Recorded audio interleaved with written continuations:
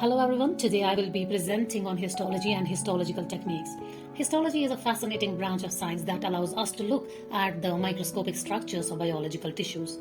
We will cover the entire process of preparing tissues for viewing under a microscope, as well as the critical importance of this field in both medical and research.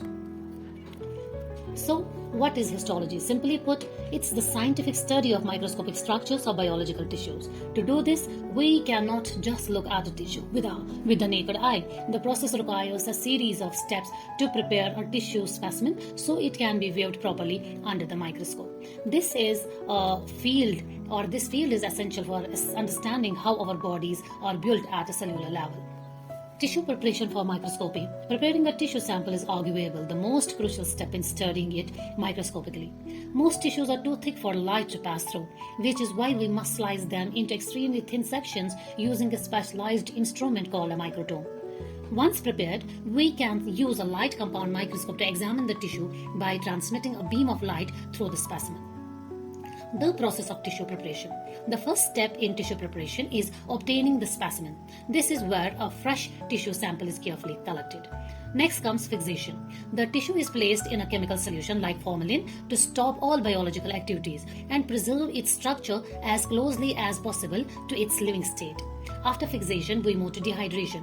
Water is systematically removed from the tissue by immersing it in increasing concentrations of alcohol. The time this takes can vary based on factors like tissue size and the type of dehydrating agent used. After dehydration, the tissue undergoes clearing.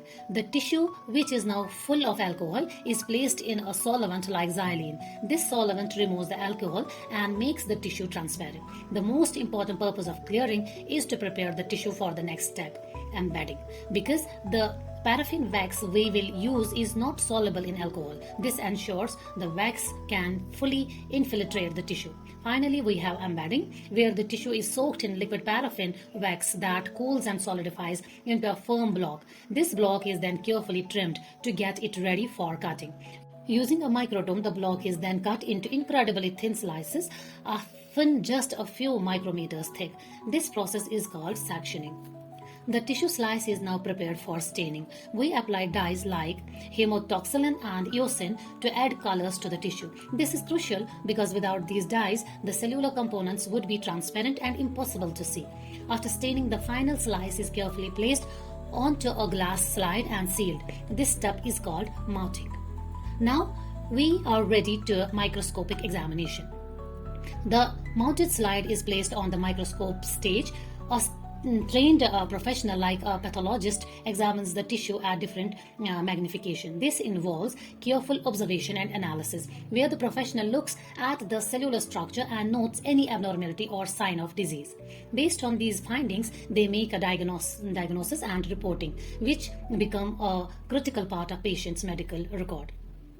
Now, the significance of the histology.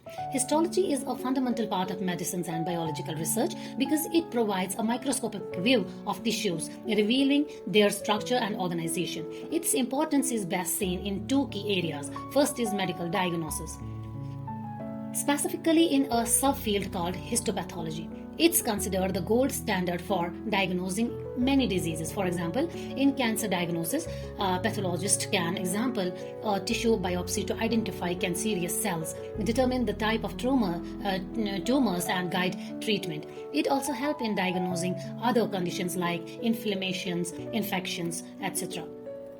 The second key area of importance is research and education. In research, histology helps us understanding functions. By studying the microscopic structures of tissues, researchers can better understand how organs work at a cellular level. This has been essential in fields like neurobiology and immunology. It's also a vital tool for developing treatments. Researchers can use histology to see how a disease progresses and test the effectiveness of new drugs on a cellular level. Finally, in teaching, histology is a core part of medical curriculum, bridging the gap between gross anatomy and physiology by showing the intricate relationship between a tissue structure and its function. Thank you for watching.